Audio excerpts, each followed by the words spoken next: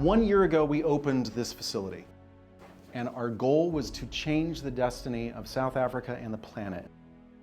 We created this facility to be something that is beyond Silicon Valley. This is a place where entrepreneurs like Zunaid come in with a prototype, show us the prototype. Our engineers will finish it as quickly as possible because we become their mass manufacturing partner. We've done a tremendous amount of Kaizen and upgrades, and for the first time they can actually mass manufacture their products here in the facility.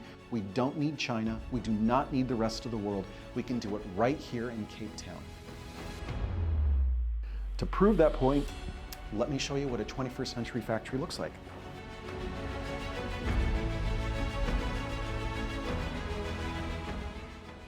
We're very serious about a philosophy here known as Kaizen. Kaizen is directly translated from the Japanese as little changes or little changes every day. We interpret it to mean friction removal.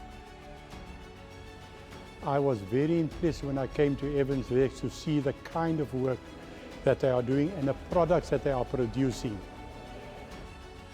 What this company has allowed for engineers like myself and everyone who walks in the door who's passionate about engineering is to actually do design from the point of idea inception right to mass manufacture and everything in between.